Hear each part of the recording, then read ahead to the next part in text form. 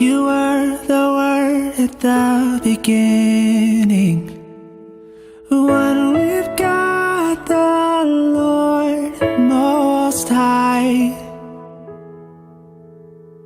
Your hidden glory in creation, now revealed in you, our Christ. What a beautiful name it is. What a beautiful name it is. The name of Jesus Christ, my King. What a beautiful name it is. Nothing compares to this.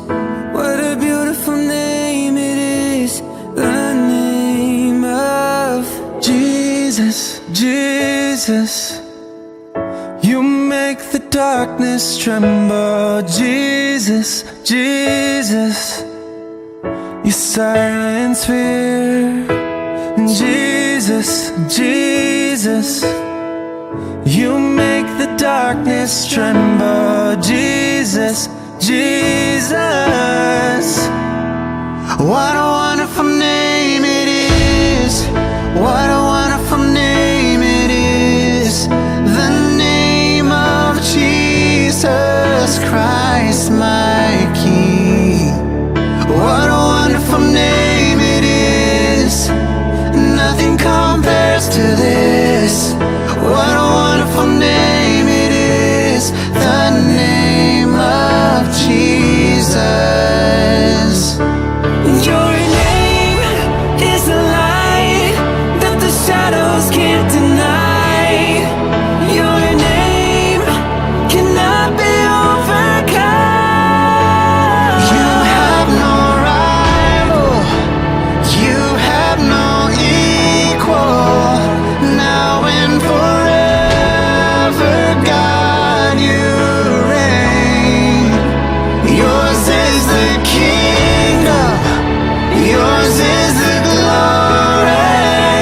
Yours is the name above all names. What a powerful name it is. What a powerful name it is. The name of Jesus Christ our King. You make the darkness tremble. Jesus, Jesus.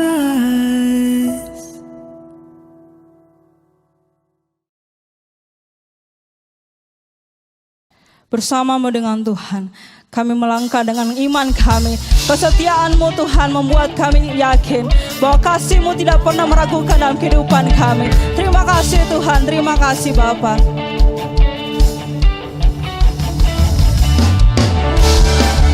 Mari kita datang dengan hati yang bersyukur dan bersuka cita di hadapan Tuhan, menari di hadapan Tuhan.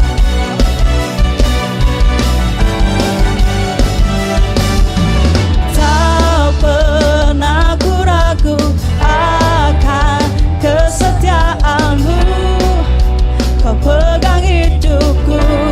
Sepenuh jiwa kami Tuhan, sepenuh jiwaku.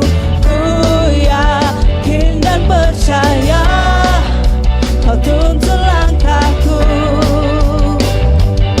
Yesus, Kaulah Raja dalam hidup, berkuasa berjaya untuk selamanya.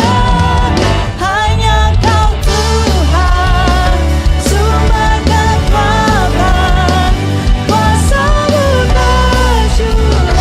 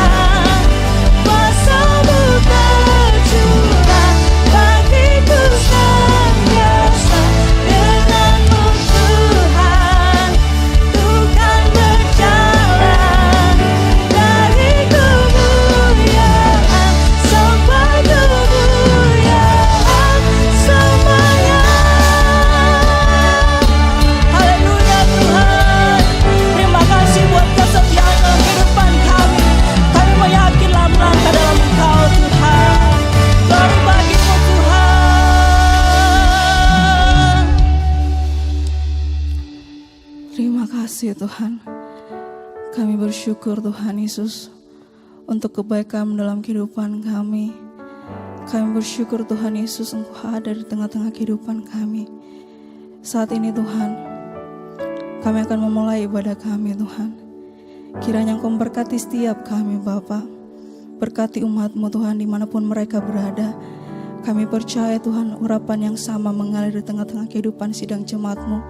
Melawat setiap kami Bapa. Dan kami menyerahkan semuanya ke dalam tangan-Mu Tuhan Yesus. Ibadah kami, fokus kami hanya tertuju kepadamu Bapa. Terima kasih Tuhan, terima kasih Bapa.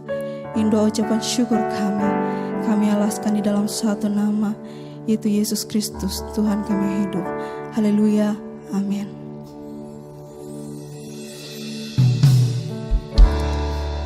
Mengalirlah Roh Kudus, mengalirlah di tempat ini, mengalirlah di hati-hati jemaat-Mu Bapa. Terima kasih. Bagaikan tanah kering yang merindukan air, demikianlah jiwaku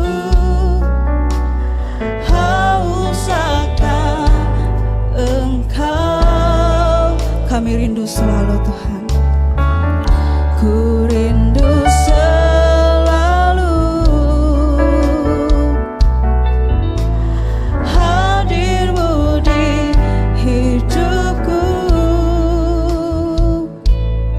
memulihkan setiap kehidupan kami, memulihkan jiwaku, hapuskan air mataku.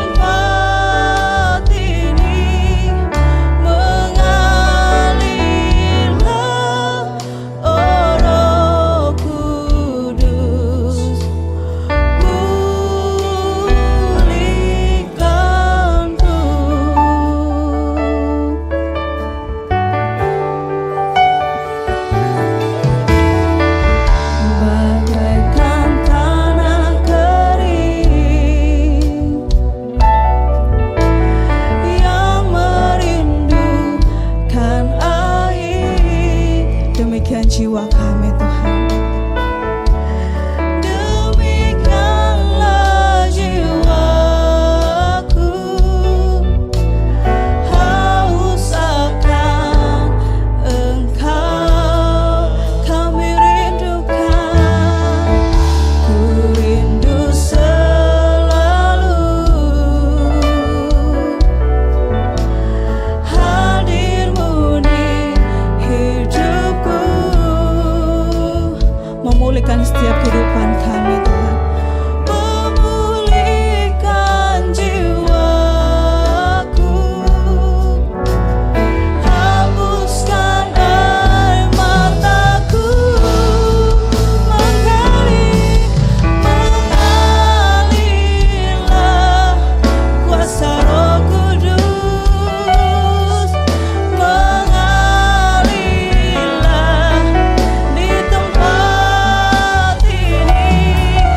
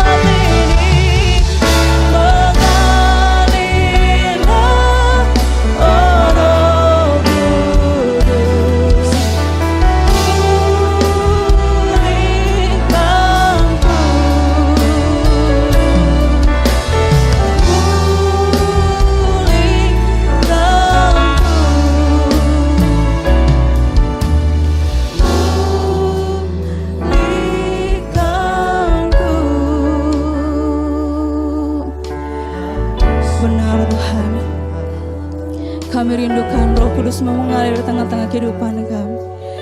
Mari cuma Tuhan, mari kita datang sembah Dia, mari kita datang agungkan Dia. Sebab Engkau Raja atas kehidupan kami Tuhan. Terima kasih Tuhan, kami percaya, kami percaya Roh Kudus-Mu, Roh Kudus-Mu mengalir, memenuhi hati kami, memenuhi kehidupan kami. Haleluya Tuhan, glory bagimu. Kami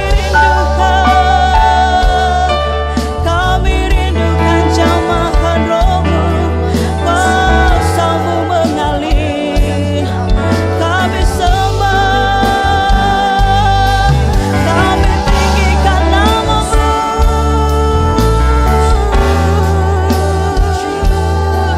Glory Engkau Tuhan, glory nama-Mu. Kami butuhkan Roh Kudus-Mu, kami butuhkan jamahan-Mu mengalir di tengah hidup kami, mengalir.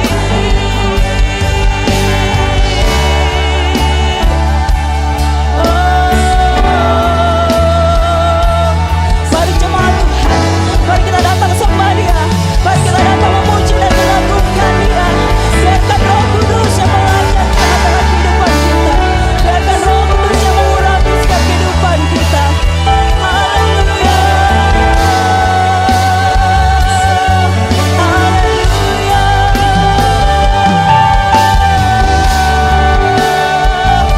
Kau Allah yang kudus, kami sembah, kami tinggikan, kami agungkan nama-Mu. Haleluya Tuhan, haleluya.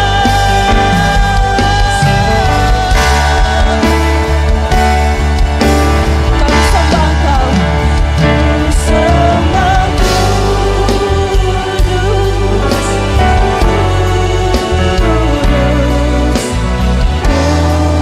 Kuduslah Tuhan, dan kesanjung-Mu mulia, mulia bagimu Tuhan.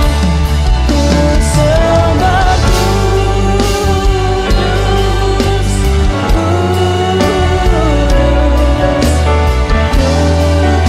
Kuduslah Tuhan, dan kesanjung-Mu mulia, mulia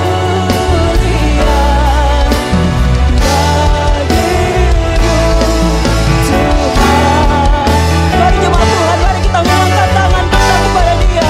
Ku sembah Kudus, Kuduslah Tuhan, dan kesanjung-Mu mulia, bagimu Tuhan.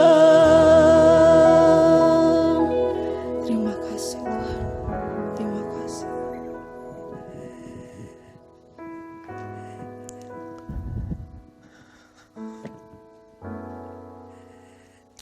Haleluya.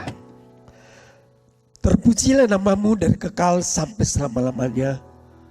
Terima kasih Tuhan, jikalau kami masih bisa memuji menyembah Engkau.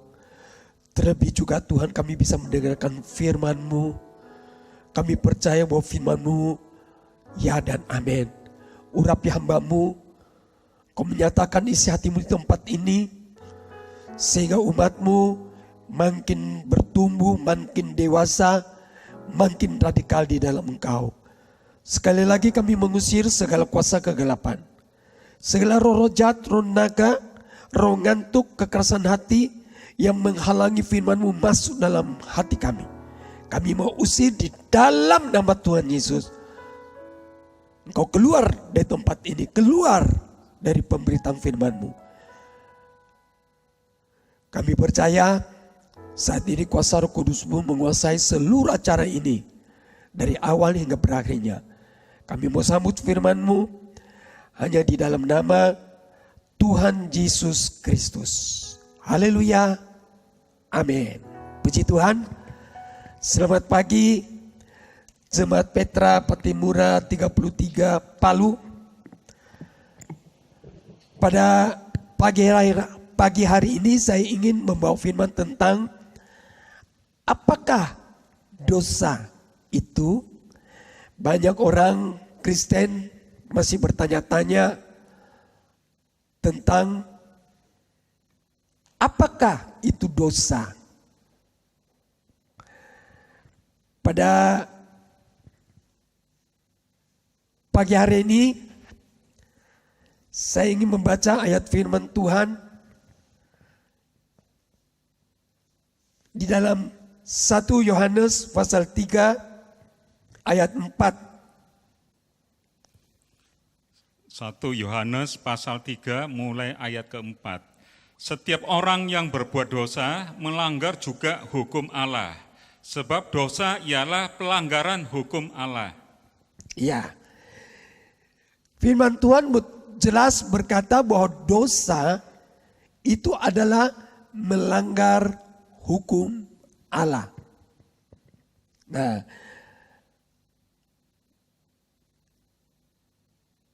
kapan dosa mulai masuk di dalam manusia? Yaitu 6.000 tahun yang lalu, sejak Adam dan Hawa ada di Taman Eden. Disitulah dosa mulai masuk. Kejadian pasal 2 ayat 16 sampai dengan 17.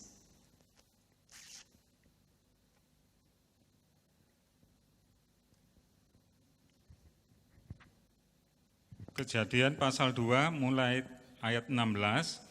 Lalu Tuhan Allah memberi perintah ini kepada manusia. Semua pohon dalam taman ini boleh kau makan buahnya dengan bebas. Tetapi pohon pengetahuan tentang yang baik dan yang jahat itu, janganlah kau makan buahnya. Sebab pada hari engkau memakannya, pastilah engkau mati. Ya, jadi Allah memberi perintah kepada manusia, seluruh buah di Taman Eden ini engkau bisa makan, kecuali di tengah-tengah pohon tentang pengetahuan yang baik dan yang jahat. Hawa pertama-tama yang jatuh dalam dosa dibujuk oleh ular. Kita mau baca itu Kejadian pasal 3 ayat 1 sampai dengan ayat 5. Kejadian pasal 3 mulai ayat 1. Adapun ular ialah yang paling cerdik dari segala binatang di darat yang dijadikan oleh Tuhan Allah. Ular itu berkata kepada perempuan itu, tentulah Allah berfirman, semua pohon dalam taman ini jangan kamu makan buahnya, bukan? Titik dulu. Ya, ayat per ayat. Di sini dikatakan ular itu berkata kepada perempuan itu. Siapa sih ular itu? Kalau di dalam Wahyu pasal 12 ayat 7 sampai dengan 9. Naga, si ular tua yang disebut iblis atau Satan. Jadi ular itu bayangan daripada iblis. Makanya saya pernah bilang beberapa minggu lalu khotbah saya, bahwa yang mengganggu umat Tuhan, yang mengganggu anak-anak Tuhan, itu ada levelnya, tingkatnya. Misalnya seperti rasul-rasul, itu kan levelnya tinggi sekali. Jadi dia diganggu oleh jenderal-jenderalnya iblis juga, bukan kroco-kroco. Kalau kita perhatikan Alkitab, yang mengganggu Petrus itu iblis. Yang mengganggu Yudas itu menjual Yesus itu iblis. Bukan roh jahat, bukan penghulu-penghulu, bukan penguasa-penguasa. Demikian pula juga dengan Adam dan Hawa. Hawa dibujuk oleh ular. Ular itu iblis atau Satan. Jelas sekali firman Tuhan ini.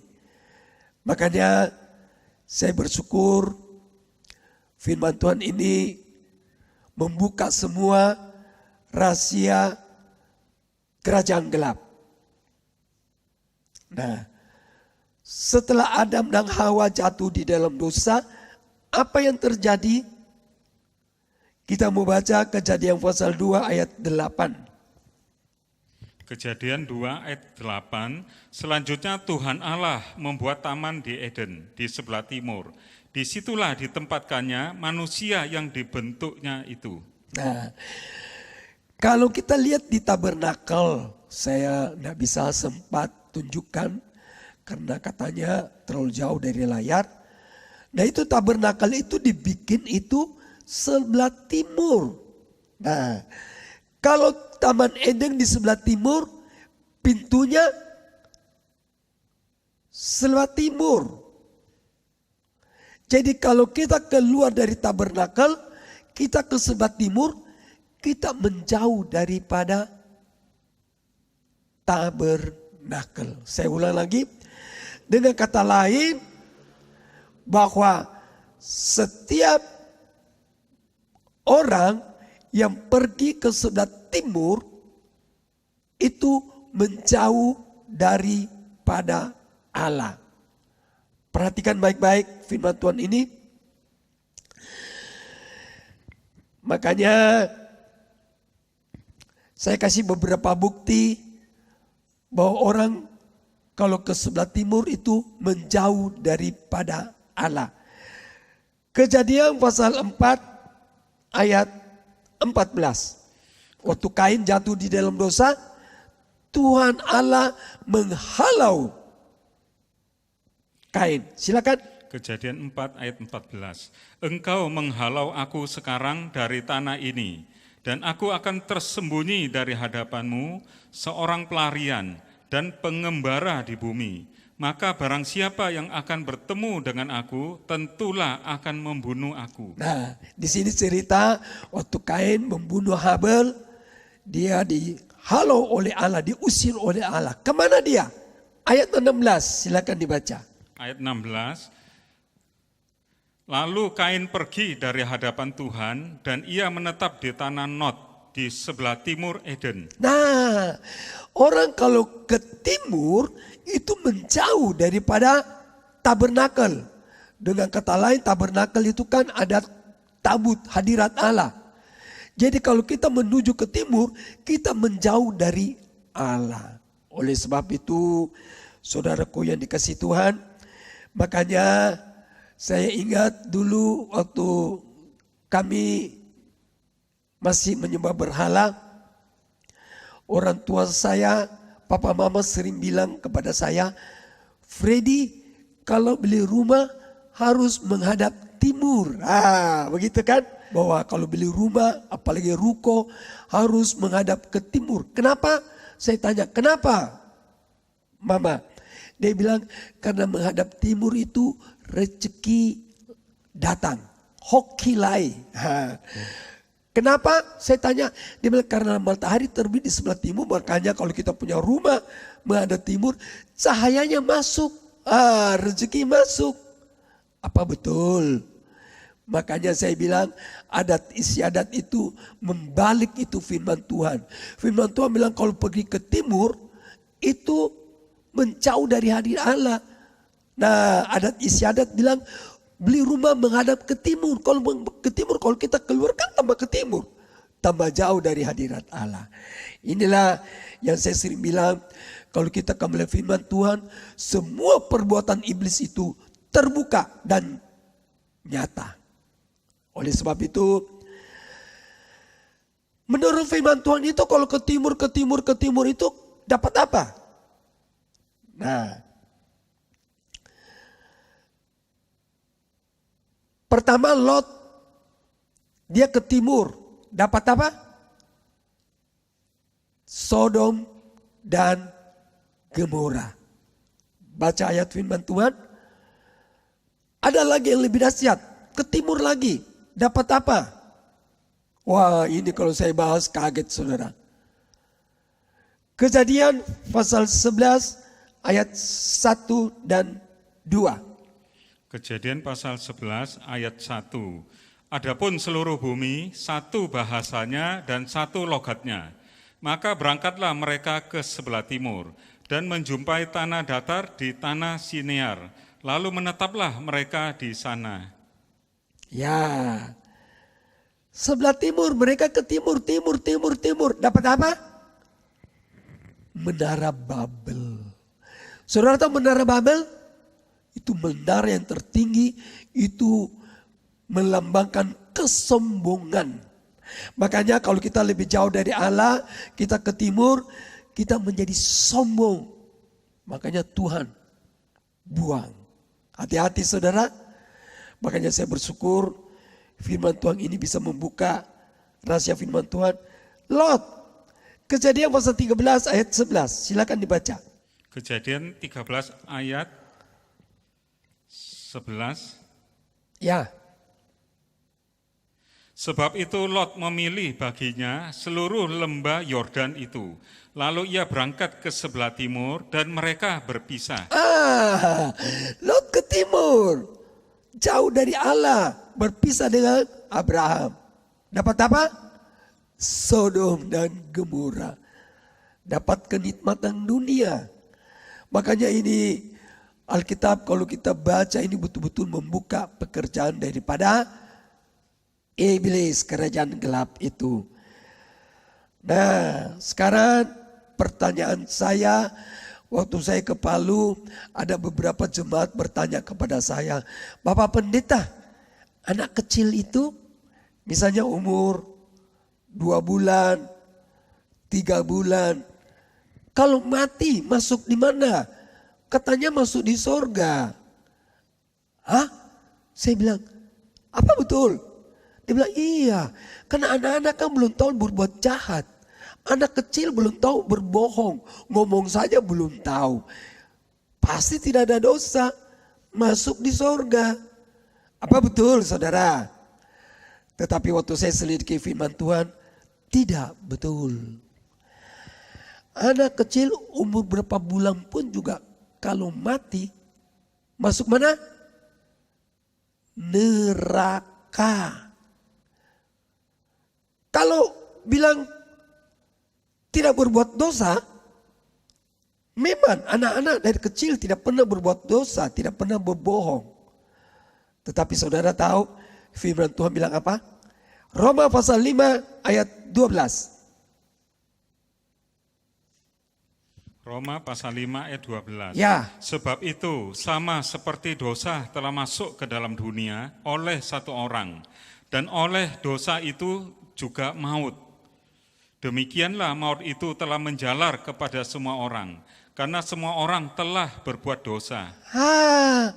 Anak kecil umur 1 bulan, 2 bulan, ada dosa tidak? Ada. Turunan Adam, 1 orang berbuat dosa dan semua turunannya itu berdosa. Jadi kalau dibilang masuk surga, tanda tanya. Tanda tanya saudara. Kalau kita tidak kembali firman Tuhan, gawat saudara. Banyak orang pakai pikiran ini, dia belum berbuat dosa, pasti masuk surga. Jangan dulu. Kita harus kembali firman Tuhan. Kalau firman Tuhan bilang, dari 1 orang, benihnya semua turunannya, semua orang berbuat dosa. Termasuk anak kecil. Amin. Oh, saya bersyukur ini firman Tuhan dahsyat luar biasa. Membuka semua pekerjaan daripada iblis. Bayangkan kalau anak umur 1-2 bulan tidak diserahkan, makanya kalau dia mati itu pasti masuk neraka. Makanya Yesus umur 8 hari kan, itu diserahkan loh. Yesus sendiri anak Allah. Tetapi kita mau baca Lukas pasal 2 ayat 21 dan 22. Silakan. Lukas pasal 2 mulai ayat 21. Dan ketika genap 8 hari dan ia harus disunatkan, ia diberi nama Yesus, yaitu nama yang disebut oleh malaikat sebelum ia dikandung ibunya. Dan ketika genap waktu pentahiran, menurut hukum Taurat Musa, mereka membawa dia ke Yerusalem untuk menyerahkannya kepada Tuhan. Diserahkan. Makanya kita harus kembali firman Tuhan. Makanya saya bilang sama jemaat, anakmu baru lahir, keluar dari rumah sakit, langsung diserahkan.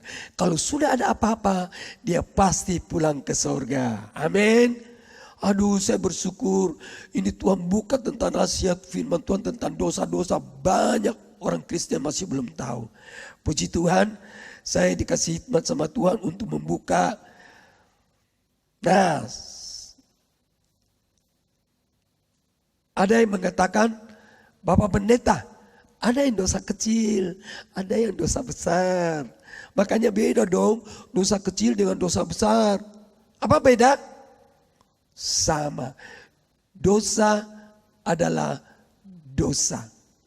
Dosa tidak bisa ditebus atau dibayar oleh apapun juga.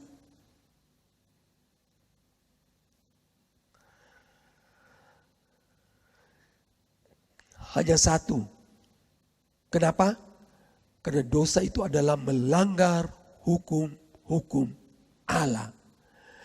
Kalau kita melanggar hukum-hukum Allah, hanya satu yang bisa melepaskan kita dari dosa. Apa itu? Darah Yesus. Tidak ada jalan lain. Makanya saya bersyukur kepada Tuhan bahwa Tuhan membuka rahasia firman Tuhan ini. Jadi dosa itu dalam hukum perjanjian lama, dosa itu dibayar itu dengan darah binatang. Tetapi ingat, darah binatang tidak menghapus dosa, tapi menutup dosa. Misalnya ini dosa. Darah binatang itu hanya menutup, membungkus. Jadi Tuhan lihat, oh dosa sudah tidak ada. Tapi dosa masih ada. Cuma ditutupin. Beda dengan darah anak domba Allah. Kalau darahnya Yesus yang sudah mati di atas kayu salib, itu menghapus dosa. Seperti kita tidak pernah berbuat dosa. Wow, ini yang dahsyat sekali. Makanya saya bersyukur dapat percaya Yesus, dapat menyembah Yesus di dalam roh dan kebenaran. Nah, pertanyaan saya,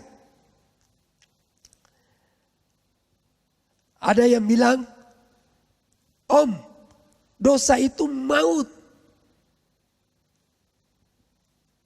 Ya, tetapi itu ada penjelasannya. Kita mau baca di dalam Roma pasal 6 ayat 23. Sebab upah dosa ialah maut, tetapi karunia Allah ialah hidup yang kekal dalam Kristus Yesus Tuhan kita. Ya, di sini jelas-jelas dikatakan sebab upah dosa ialah maut. Banyak anak Tuhan mengatakan dosa itu maut. Ya betul? Tapi saya mau jelaskan di sini saudara dengar baik-baik. Roma pasal 6 ayat 23 tidak mengatakan dosa itu maut. Upah dosa ialah maut. Itu yang benar. Apa bedanya?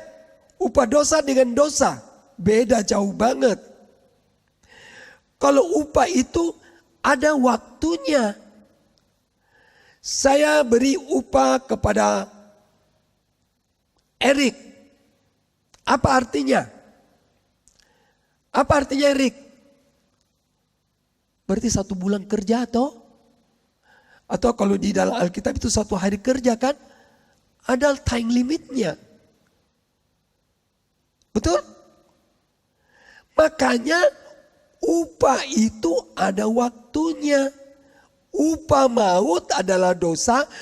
Dosa yang diulang-ulang ada waktunya. Tidak mau bertobat, itu maut. Betul? Tuhan buka pencerahan ini. Kalau dosa adalah maut, di dalam 1 Yohanes pasal 1 ayat 1 mengatakan, kalau kita mengaku dosa kita, maka darahnya menyucikan semua dosa kita. Loh, kita berbuat dosa, tapi kalau kita mengakukan dosa kita bisa disucikan.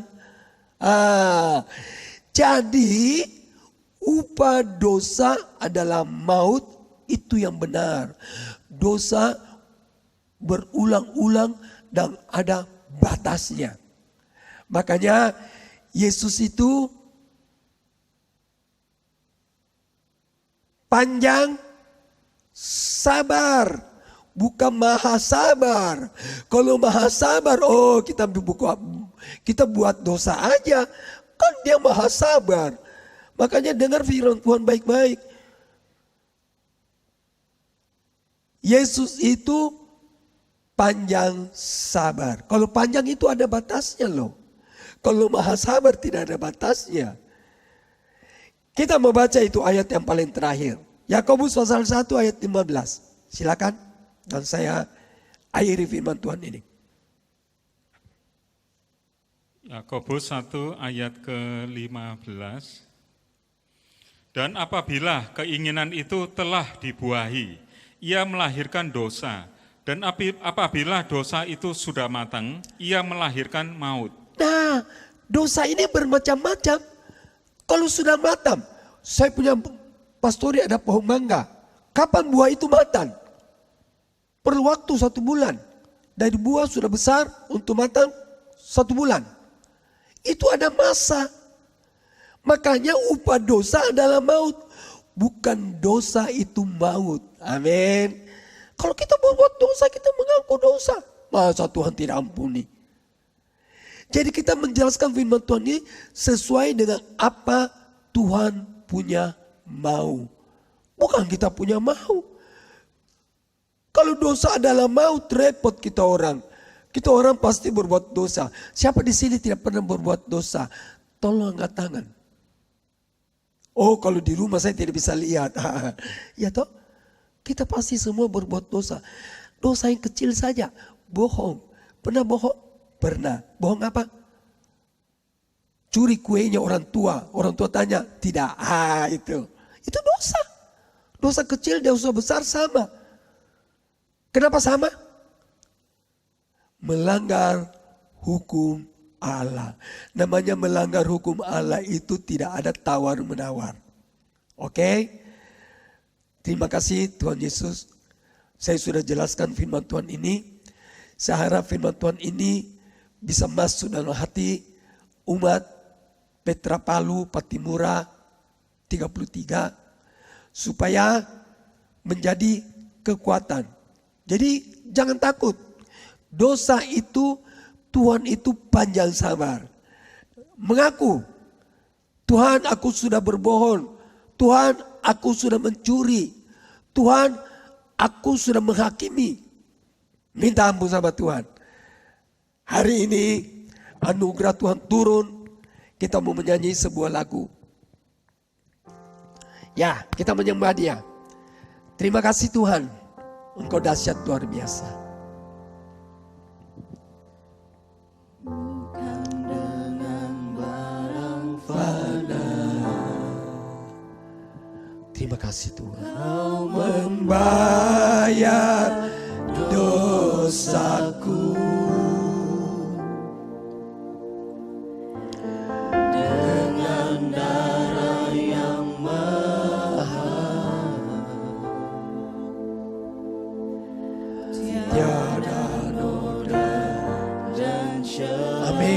Amin, benar Tuhan. Emas perak, Kau menebus diriku oleh segenap kasih dan pengorbananmu.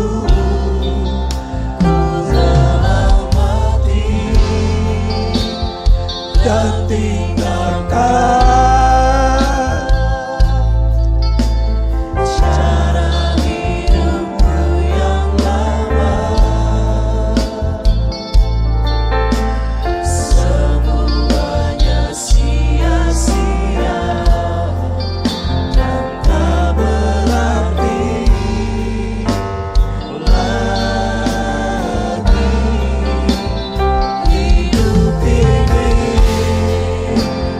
ku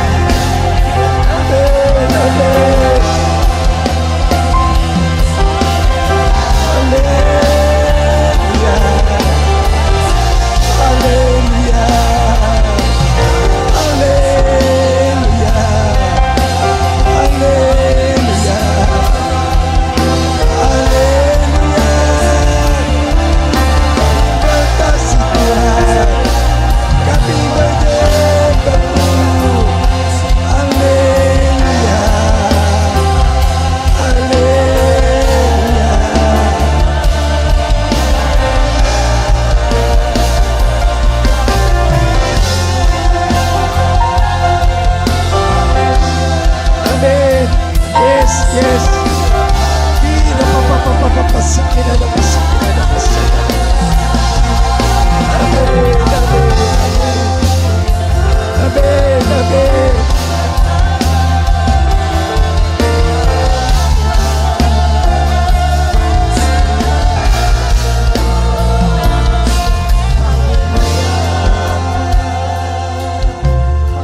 Terima kasih Tuhan Yesus. Terima kasih Tuhan. Kami percaya hanya melalui darah-Mu dosa kami semua disucikan. Dan kami percaya dosa kami sudah disucikan, mujizat besar terjadi. Yang sakit sembuh, yang putus asa Engkau beri pengharapan yang baru. Yang sudah mau undur, sama hati mereka, teguhkan hati mereka agar kasih mula-mulanya kembali untuk lebih radikal lagi di dalam Engkau. Tuhan Yesus, kami percaya dengan sungguh-sungguh bahwa firman-Mu adalah ya dan amin. Ampuni kami, kadang-kadang kami suka bermain-main dengan dosa yang merupakan kekejian di hadapan-Mu. Mulai saat ini, setelah kami dengarkan firman Tuhan, sekali lagi ampuni dosa-dosa kami. Hapus dengan darah-Mu. Kami percaya saat ini kami sudah dibebaskan. Kami dapat layak berdiri di hadapan-Mu untuk menjadi pendoa-pendoa syafaat bagi umat manusia di dunia ini. Terima kasih, terpuji-pujilah nama-Mu. Kami ucap syukur. Berkati juga seluruh umat-Mu yang mendengarkan melalui online. Diberkatilah semua sidang Jemaat Petra, bahkan umat yang sudah mendengarkan firman ini. Kiranya berkat atas nama Allah Bapa, Putralah, dan Roh Kudus menyertai kita sampai selama-lamanya. Di dalam nama Tuhan Yesus, kami sudah berdoa. Haleluya. Amin.